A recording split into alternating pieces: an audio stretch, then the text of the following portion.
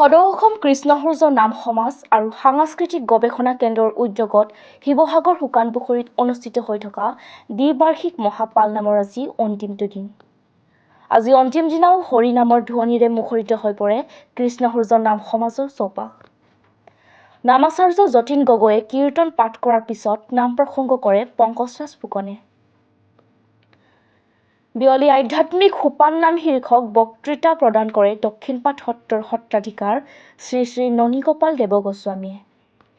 ইয়াৰ উপৰিও দিহানামৰ সম্ৰাট কমলা গগৈৰ নেতৃত্বত দিহানাম পৰিৱেশনে সকলোৰে ভক্তিপ্ৰাণ ৰাইজক আপ্লুত কৰে। শিৱসাগৰৰ পৰা ৰাতু কুমাৰ দাসৰ ৰিপৰ্ট, লেংডন বাতৰি।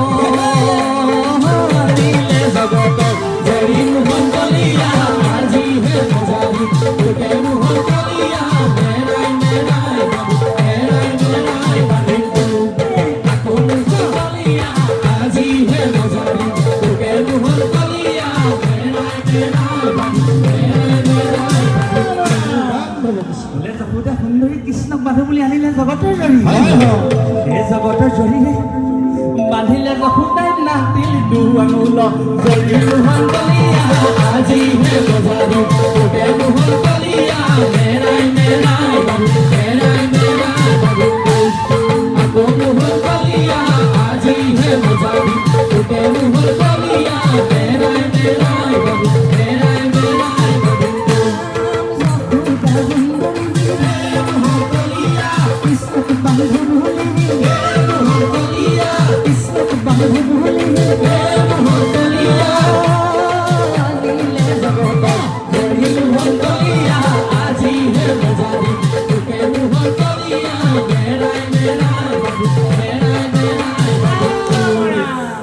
কৃষ্ণ জয় গুৰু শংকৰ সৰ্বনাগৰ জাগাৰী নাহিকে উপাম তুহাৰী চৰণপুৰেণু শতকোটি বাৰ একো কৰোঁ প্ৰণাম বাৰ একো কৰি প্ৰণাম।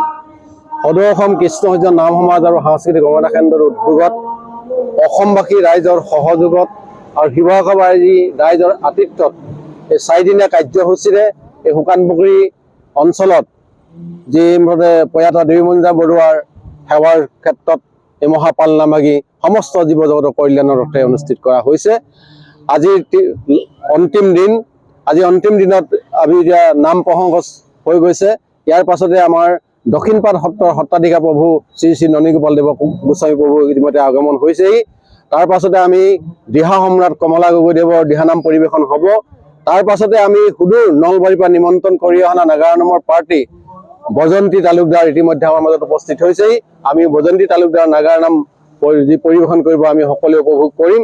আৰু নিশালে এভাগী মহাপুৰুষীয়া ভাওনা আছে শকুনিৰ প্ৰতিশোধ।